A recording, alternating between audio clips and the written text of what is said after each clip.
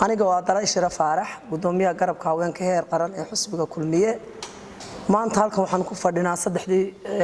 xisbi qoran haweenkoodii waxaan tireynaa tacsiid hiiraan leh oo baaq nabadeed waxaan direynaa gobolka Sanaag khaasatan degmada Ceelafeyn dadka walaalaha ee isku haya ee isku maadaya ee maatadii iyo timo dheertii laayay ayaan maanta halka kala hadlaynaa waxaan u leenahay war colaad waa waxun waa wax qadhaadh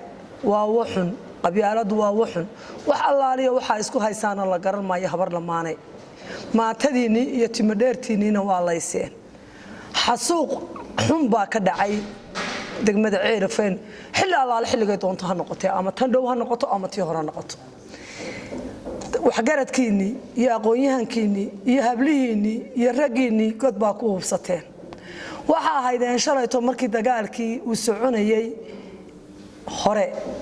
ee berigi hore maxay hayday dawladda maxamed siyaad bare Soomaaliland oo dhan dagaal ka soconayay rag iyagoo kabaha gashan xabaal lagu wada ridayay ee afartanka loogu wada ridayay ayaa ahaydeen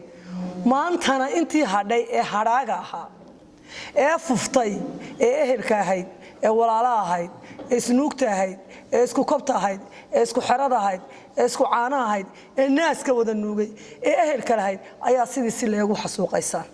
waxaan idin direynaa baaq nabadeed ilaahay idin soo hadeeyo anagoo ka xun dagaalada Ceelafeyn ka socda ee ehelka ee halka ka socda anagoo ka xun maatada timo dheerta ah waxaana soo kiciyay maanta waa hablaha caarka ay halka la daadiyay ee qaaruurka isku siteen qaarna habla yar ahaayeen reeroodina tacsiid tiirayaan u direynaa dareenka dumarku waana wada xushan yahay waanu markii rag iyaga istilay laakiin maanta waxaana soo kiciyay waa hablaha halka ku geeriyooday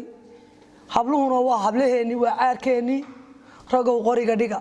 oo ilaahay idin soo hadeeyo oo qoriga dhiga oo ilaahay ka baqa oo istaaya oo gacmaha isqasada alla colaad haydin saaro ducaan idin soo direynaa ilaahay baan idin baryeynaa waxaan u leenahay wixii ku dhex jira wax dadka ee balaayada wadana Allah ka dhex saaro wixii ku dhex jirana balaaya Allah ka saaro anigu dareenkaygu wuu ka duwan yahay dareenka dadka kale maadaama aan ahay gabar habar lamaano oo reer Ceelafeyn oo labada beelood istilay aan ahay dareenkaygu aad buu uga duwan yahay maalinta midnintaba gurigayga waa baroor maaha maalin inaan baroorto maalin walba way baroor maalin walba way tiiraayo maalin walba way oohin gacalkayga bas cunaya waayo waxaan ku aaminsan ma jiro marka waxaan leenahay war hubka dhiga ilaahayna ka baqa istaaya isdhunkada isheshiya baaq nabadeed baan idin soo direynaa ilaahay ciidamkiisa ilaahay idinku duwo baaq nabadeed baan idin soo direynaa ilaahay idinku duwo faataxadana umara in ilaahay awood badan barkooda barcad soo mariyo